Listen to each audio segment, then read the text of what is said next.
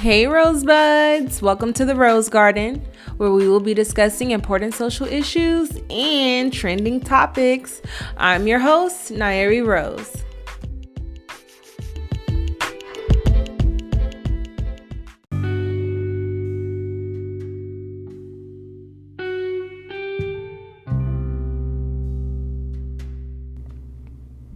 Welcome in, Rosebuds. It's your host, Nyeri Rose, and today we're going to be having a conversation about protection. So, for those of you who are just tuning in, please go follow my Instagram at the Rose Garden Podcast, and you will see that this conversation is pretty much because of the fact that I posted 2 reels right after the infamous slap with Will Smith. Regarding his wife, Jada Pinkett Smith.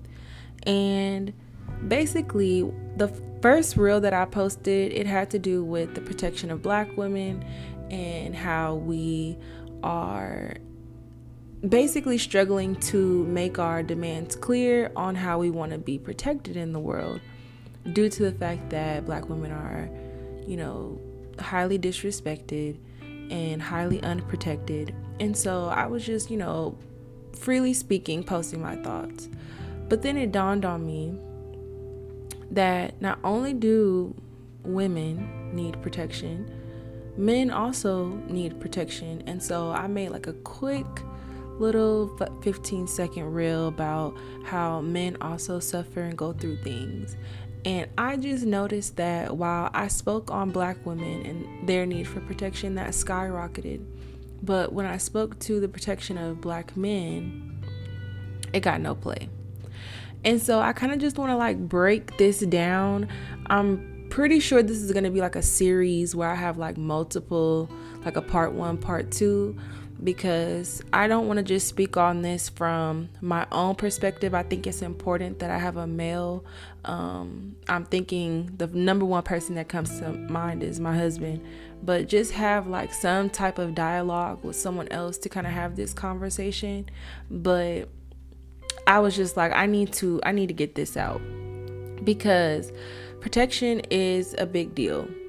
And we live in a world where there is still racism, there is still hatred amongst, various people, and people of the same race or ethnic backgrounds can hate on each other.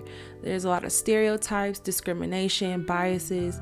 All of that is still existing in 2022.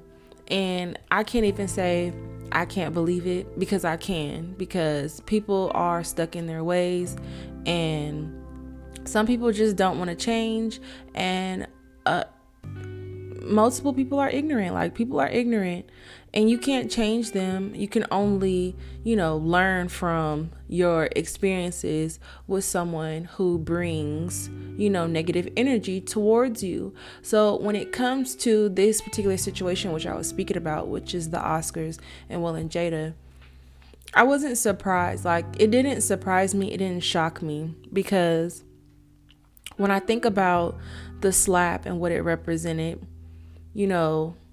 if we break it down, Will went up there and slapped Chris Rock because he felt that Chris was disrespecting his wife, Jada, based on her alopecia, right?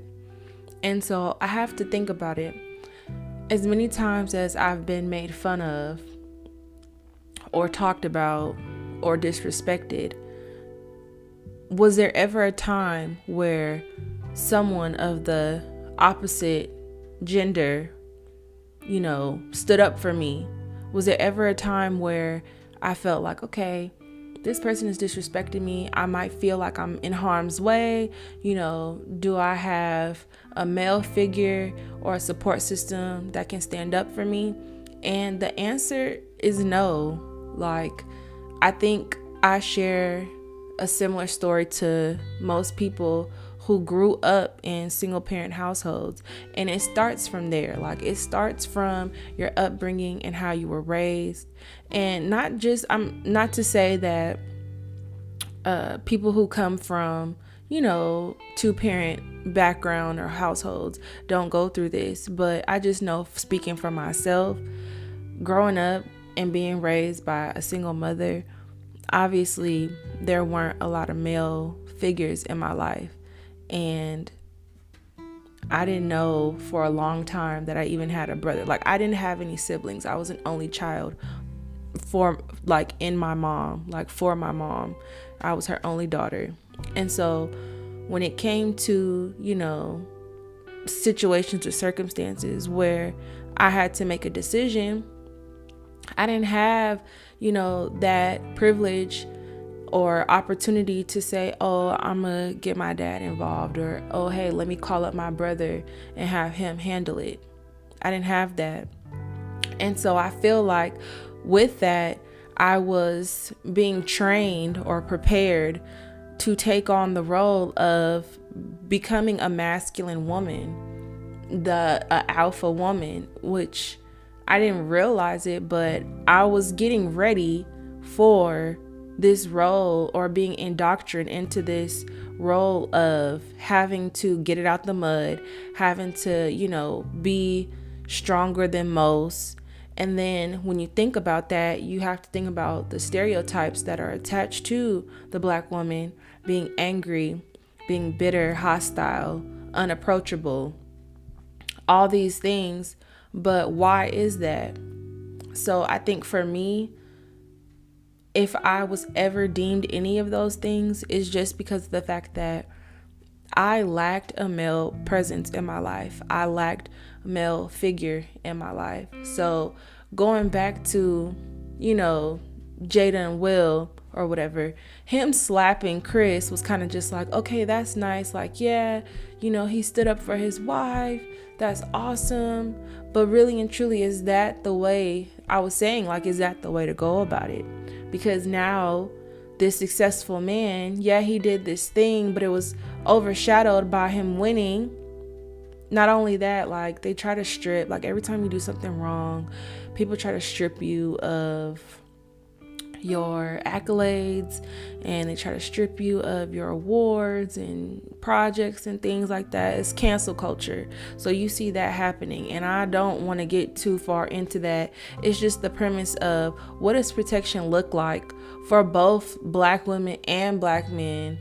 And even if you aren't Black, like, how do you define that in your culture? Like, what does protection look like? And I know that in my relationship, I learned so much just because of the fact that I had a husband who was patient. And there was a lot of times where I was wrong. Like, I was dead wrong. And I, would emasculate him or put him down based on the premise that he wasn't man enough, or he wasn't being man enough. And that if I made it to marriage, then if there's conflict, then whoever I'm having an issue with, like, it should always be on site. Like, it should always be, you have my back, they're wrong, and nothing else matters. And that's not always the answer or the way. And I'm realizing that, like, the older I get. And so, like, for example, I remember it was my baby shower, and we were, like, ordering a cake or something. And the guy who I was ordering the cake with, like, he was snapping at me. He was giving me attitude. And I just felt like I was, being talked to negatively. Like, I did not like the way he was talking to me. And I'm supposed to be giving you my money for a product that I'm not happy with. And so, my husband, he was standing there, he was listening to the conversation, but he was, like, telling me, calm down, don't yell or get at him. And so I just remember, like, the man didn't even matter anymore. All I knew was, now I need to check my husband, because how dare you tell me how to act and how to feel? Here this man is disrespecting me, and you gonna tell me to calm down? Like, I just know, just flashing back, I went off. And thinking on it now, like, that's so embarrassing. I know that there was probably a different way to go about it and handle the situation, instead of, like, putting my husband down. And when we talked about it later, his point of view was that it wasn't that he was trying to belittle me in front of someone else. At the end of the day, it was business. Like, we were handling business. And as people, not a male or female thing, we should just keep calm. Like, we should have, a calmness to us, because the devil always want to see you act up. Like, to get spiritual for real, like, the devil want to see you act up, and the devil wants to see you, lose your composure and lose yourself. And what that looks like is violence. And there is a lot of violence that happens within the Black community, especially due to the fact that we've been indoctrinated into this system where we don't know what protection really looks like. And we don't know, especially when you feel alone or you're by yourself, you don't know, how you should protect yourself when no one is around. And if you watched your parent go through life, as a single person, then you just have this chip on your shoulder, and you have to be hard, not just for women. I know that there's men who've been raised by single mothers or single fathers, and part of that, like, man up, or you have to be strong, you have to be a strong woman, is because we are so disconnected from each other, and it's not okay. And it stems back, during the pandemic, I spent so much time doing research, thanks to my father. And that's a whole thing, because during the pandemic, I got really close to my father, and I got to know him a little bit better. And he put me on to a lot of information, which I am forever grateful for. And so, although I know I was raised by a single parent and it was hard, I'm grateful now that I could talk to my dad and have that relationship, because now I get it. Like, now I see what all of this protection and not feeling protected, and the disconnect between people and women and men, I just see it. I see it so clearly. And it goes back to, I don't know if you ever heard of this before, but the Willie Lynch letter. And some of you might be like, okay, like, I've heard of that before. But for those of you who have not heard of this, there was a letter written in 1712, and it was a speech. It came from a speech. And basically, this is in regards to slavery. And in that letter, this man talks about how, in order to get America in the state that it is in today, and how Black women are like the leading statistic in education, and how the single Black woman, is the main consumer of our economic system. Basically, this letter talks about the process of breaking down the Black woman in front of the Black man in order for America's success. So in order for this nation that we live in to be successful and thrive in the way that it does, they already had a plan. They had a plan against us, to distance us from each other, and to make us to where feminine women are no longer that. We represent the man, and then when we look to men to be there for us and protect us, we don't even know how to receive their energy sometimes, because either they're too feminine for us, they're not strong enough for us, they're not man enough for us, they're not tough enough. And I think that goes back into like the whole, good girls getting with like the bad guy or the bad boy image. There's so many layers to it, and that's why I know like this is just scratching the surface, what I'm saying. Like, I have to have more conversations on this, but I'm just gonna read a little bit of this letter, and I'm not gonna read too much because it's really disheartening. You can look it up But let's see. Where do I want to start? Because it has a lot of it just has very harmful language in it. And so I just want to get to a point. Okay, here we go. So it says, if you break the female mother, she will break the offspring in its early years of development, and when the offspring is old enough to work, she will deliver it up to you, for her normal female protective tendencies will have been lost in the original breaking process. For example, take the case of the wild stud horse, a female horse and an already infant horse, and compare the breaking process with two captured males in their natural state. Take a pregnant woman with her offspring, take the stud horse, break him for limited containment. Completely break the female horse until she becomes very gentle, whereas you or anybody can ride her in her comfort. Then you can turn the stud to freedom until you need him again. Train the female horse whereby she will eat out of your hand. And when I hear that she will eat out of your hand, I'm thinking like the government, like how they give us, or they give people, Section 8 and like food stamps. They want you to depend on them for support, even though they keep us in these systems to where we can't provide for ourselves. So we have to reach out and say, hey, like, I'm already working my behind off. I still need help. And so it just says, in short, break the man down in front of the woman and beat him in front of her so that he becomes weak, and she now has to take care of everything and she becomes strong. And so I'm not even going, because I need to put this down, I'm not even going to get too much more into it, but that right there, just seeing that for what it is, and seeing that if this is dated back 1712, this has been going on for too long. And I'm glad that now I feel comfortable talking about this and kind of like opening up the conversation about what does protection look like, because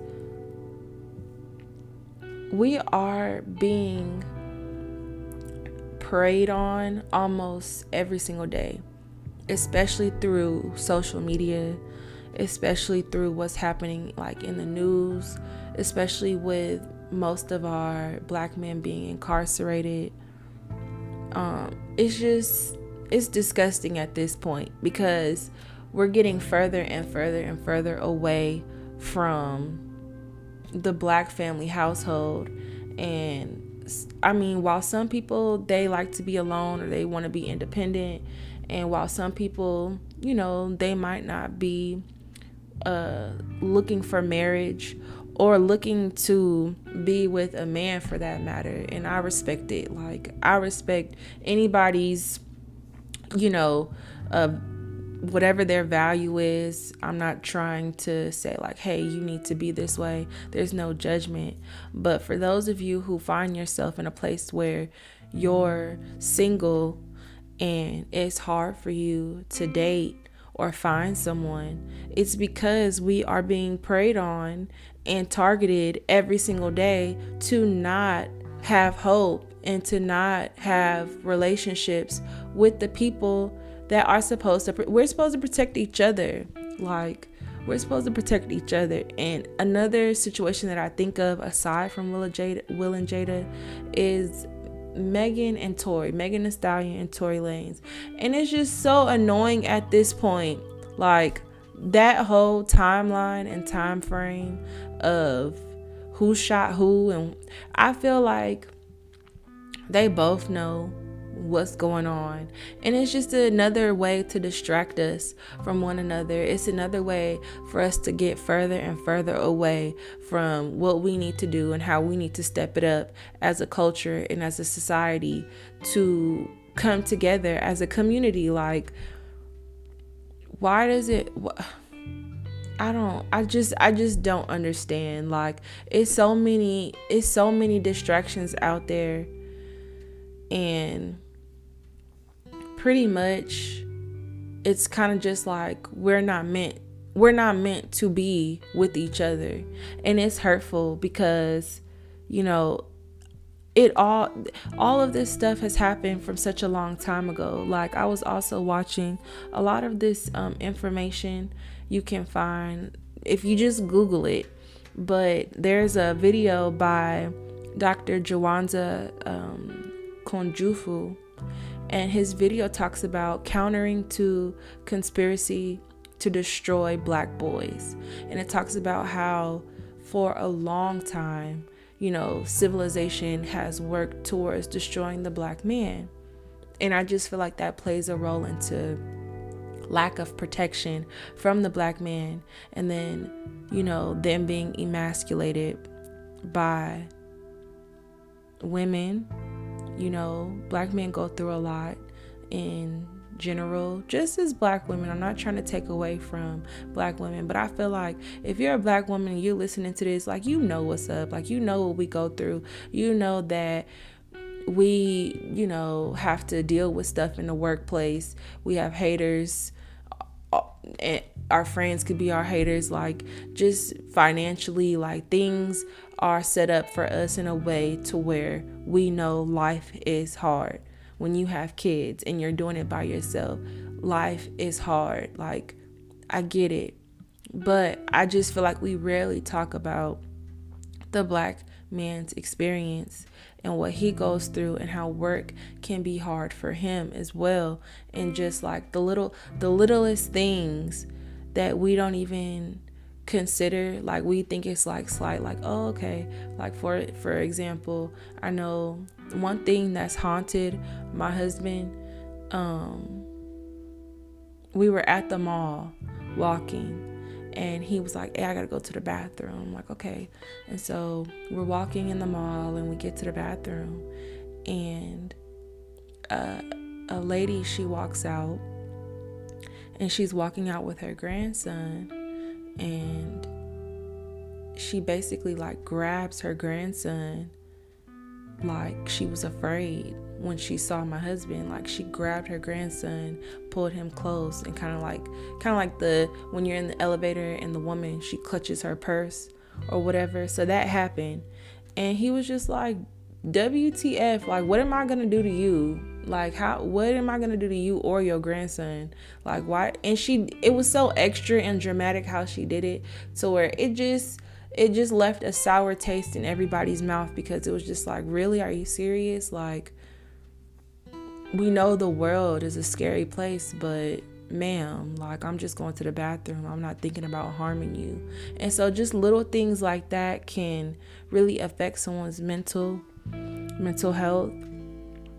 And I don't know, it's just it's just too much, because how are we gonna function? How are we gonna work together and create wealth with each other and break generational curses when we are constantly being distracted by the gram and things that don't matter, and these celebrities who are all like, if you're a celebrity, to me, in my eyes, you're an actor or an actress. Like, there's a script, and you have to follow that script. And if you don't follow that script, then there's consequences. And so basically, like, I feel like Meg and Tory, they following a script. Will and Jada, they following a script.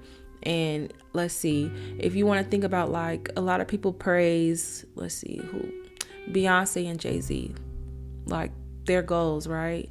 And Beyonce did this beautiful, elaborate work of art about her relationship and infidelity and all these things. And, you know, she's still with her husband, and that's wonderful. And yes, it represents strength, but to me, it's an illusion, because these people have wealth, they have money, they have access.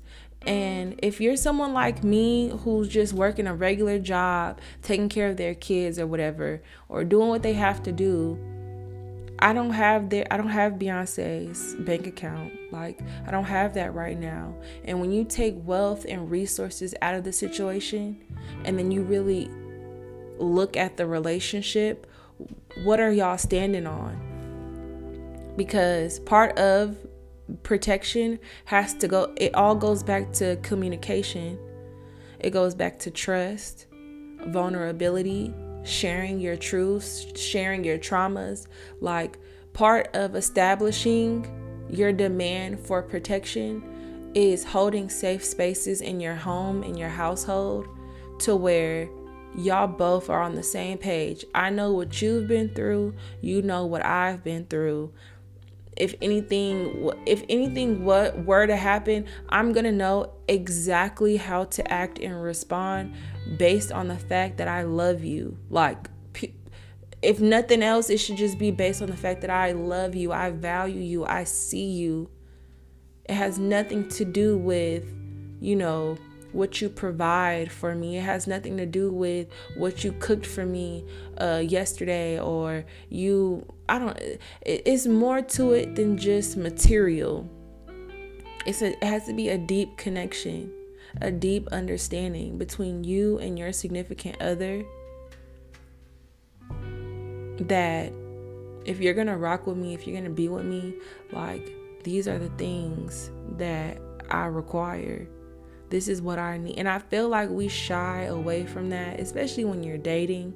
It's so, I know that I know I might get some eye rolls just based off the fact that, like, I'm married. So it's kind of just like, oh, like, you're one of the lucky ones. But no, marriage is hard work. And being single is hard work. And I feel like in 2022, you need to just be straight up. Like, you don't have to do the most to win anybody's attention. Just be yourself. Just be authentic. And if somebody shows you that they're not vibing with your natural self and who you are, and when I say natural, I'm not saying like you gotta go on a date rocking a fro. I'm not saying that. Like, when I say natural, I'm just saying be real, be who you are. And if that person can't receive you, then they're not meant for you. You don't have to force anything. You don't have to force yourself to be with anyone who is not able to handle all of you. And that's what protection looks like for me. Like, being able to handle me, my good days and my bad days. When I'm feeling beautiful and when I'm feeling ugly, like hot, cold, whatever. You need to know exactly who you are with.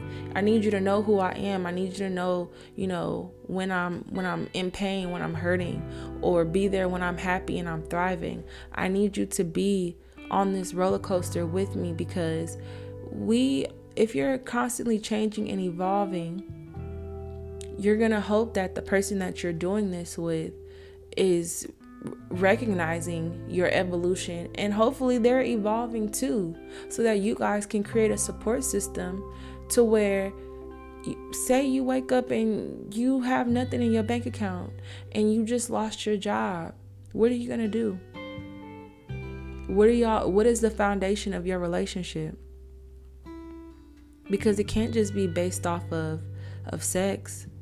It can't just be based off of, what we're buying for each other. I don't think love should be a transaction if we're looking for protection, because depending on the circumstance, you very much might need to slap somebody. Like, there might be an instance where somebody may need to get slapped or handled, but that has to be based off the strength of y'all relationship. So I guess I'm just saying all this to say we have to stop being segregated as far as putting men in one box and women in another box and comparing our experiences. We're not competition.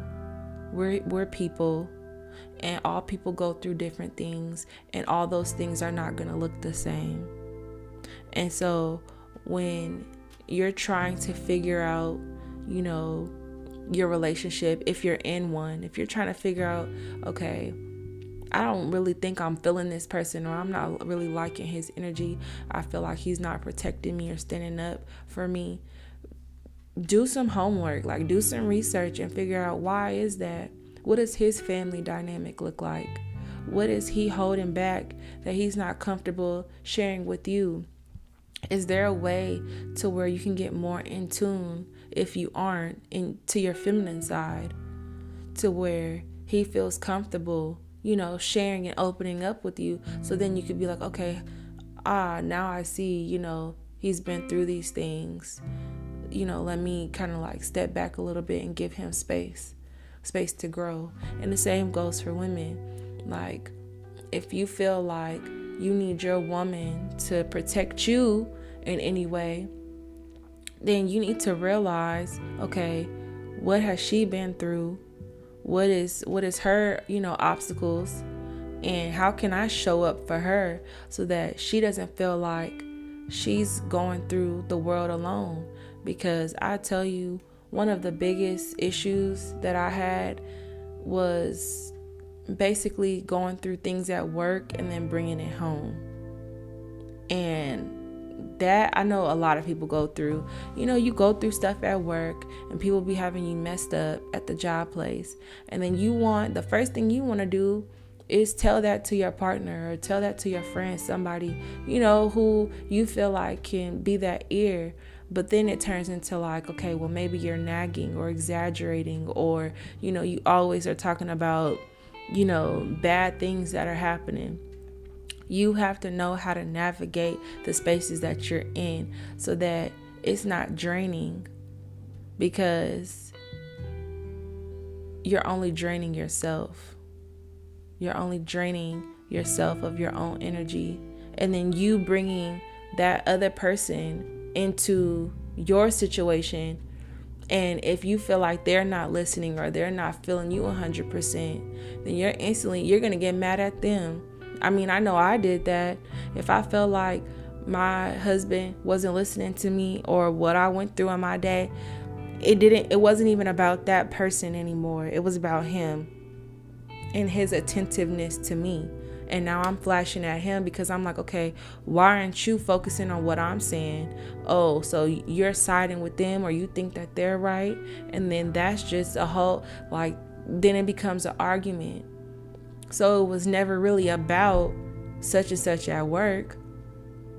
It's all these deeply rooted issues that I just have unresolved within me. And then we get further and further and further away from that protection, the protection that we're looking for. So I'm just saying all this to say, let's be mindful. Let's be mindful of each other. Let's be mindful of our feelings. Let's hold ourselves accountable for the things and the ways in which we act on a day-to-day basis, regardless of if you're in a relationship or not. Because we've been plotted against. Like, it's already been set up for us to not communicate with each other and not be close and not be understanding of each other, and to quit when things get hard. We quit, or we feel like we have to overly prove ourselves. But then when you overly prove yourself to someone, that's how people get hurt. That's how situations don't end up in the right way or in the right form. And then you're losing yourself. You lose yourself, because I can't imagine taking away from something that was supposed to be my big moment, all because it came down to me protecting my spouse. And I just feel like, if, in my opinion, and you don't have to agree, you could disagree, I could care less, but in my opinion, if I felt any type of way about something that was being said to me, and I know I'm at the Oscars or whatever, it would be time to go. That's what protection would look like for me. It would have been time to go. Like, we're leaving. I don't care if I'm winning or not. I'm uncomfortable. We going home. Simple as that. So I'm just telling y'all, rosebuds, like, just protect y'all energy. Make sure you're communicating, make sure you're being real with yourself, as well as being real to the people that you're interacting with, especially for those of you who are, single and looking for love. It's hard being vulnerable, but sometimes you have to be vulnerable in order to attract that protection or that person that you're looking for. And if you're in a relationship, and I already know that you know what I'm talking about, like, there's probably been instances where, you and your partner have butted heads, and it's like, where do we go from here? But really think about it. Are there any things that you've gone through that you're not sharing? Because that can also play a heavy role into your relationship being stagnant, or you're not being as vulnerable as you should be.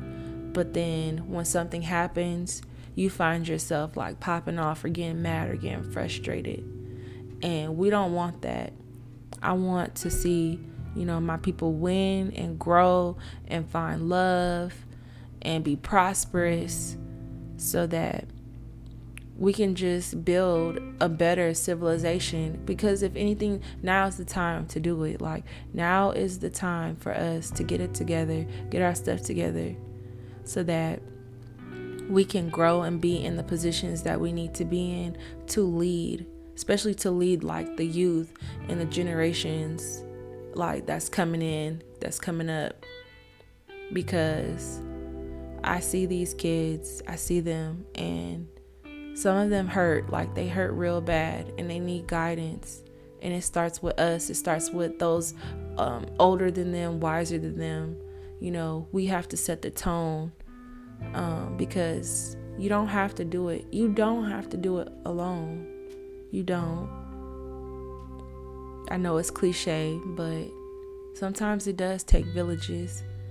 And we can get back to that. We can get to providing and coming together and working together, But if we're going to talk about protection, we have to be very clear on what that looks like for us as individuals. What does that look like? What does protection look like?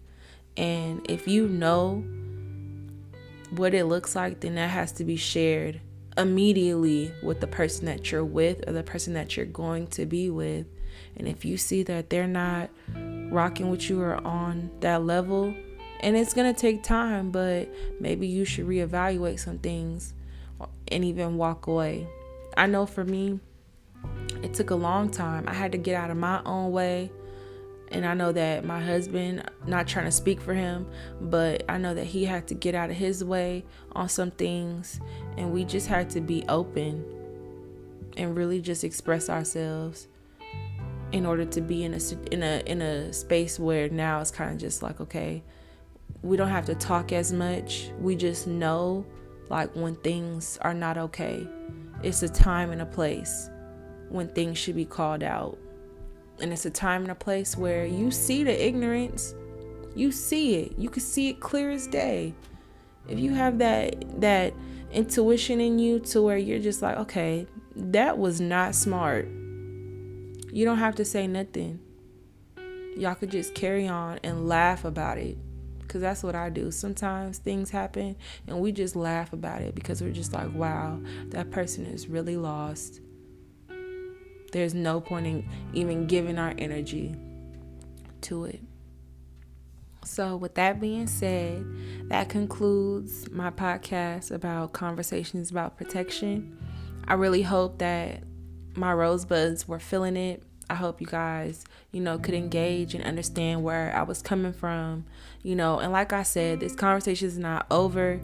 It's just beginning for me because there's so many layers to it, and that in everything, we need to just keep pushing forward to progress and just be strong and know that, the devil is out there trying to bring us down, but we're not going to allow it to happen. We're going to keep our heads up and we're going to keep steadfast in our goals and our journey, because we're strong out here. We strong, and it's okay. And it's okay to not be strong. You can be weak when you need to be weak, and you can be strong when you need to be strong. There's no wrong or right answer. But most importantly, we just have to be safe. That's all I care about, is the safety of my people. So with that being said, more content on the way, more episodes coming. I really appreciate y'all tuning in and listening to what I have to say. I really do. And just remember, when life throws you thorns, search for roses. Peace.